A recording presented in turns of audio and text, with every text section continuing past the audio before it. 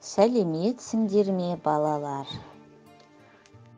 Қазақ тілі сабағын бастаймыз. Сабақтың тақырыбы жылдың 4 мезгілі. Тема урока 4 времени года. Сабақтың мақсаты берілген тақырыпқа қатысты сөздерді табу және сөйлеу барысында қолдану. Берілген тірек сөздер негізінде сөйлеу. Оқушылар, жаңа сөздермен танысайық. Жыл, год, жылдың 4 мезгілі, 4 времени года. Тәулік, сутки, қыс, зима, жаз, лето, көктем, весна, күз, осень. Ертегі тыңдайық. Послушаем сказку. Ертеде жыл ата болыпты. Давным-давно был дедушка год. Оның 2 ұлы күз, қыз, 2 қызы жаз, көктем болыпты. У него было 2 сына, осень, зима, и 2 дочери, лето, весна. Қайталаймыз, повторяем. Жылдың 4 мезгілі бар.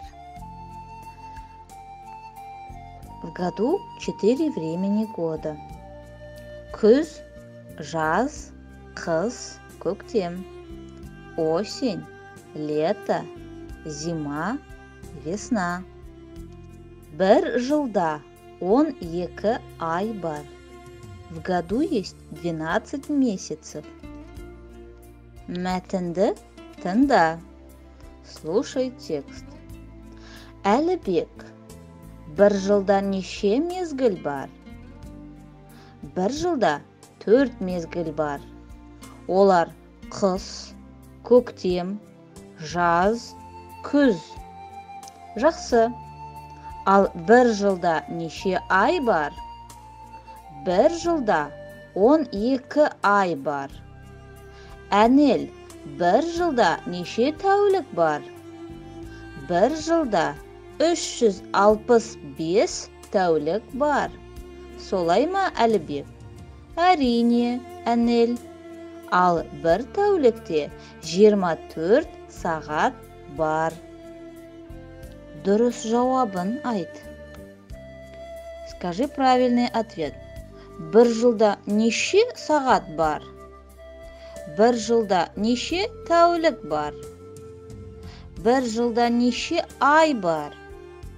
Бір жылда неше мезгіл бар? Дұрыс жауабы.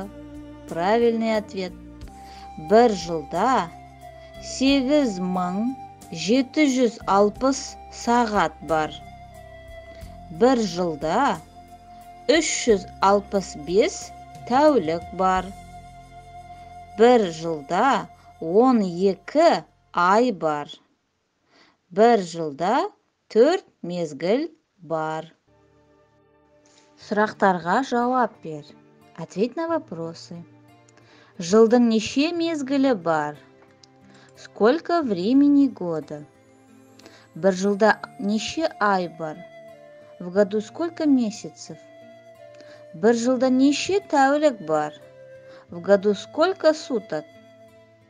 Бір тәулікте неше сағат бар?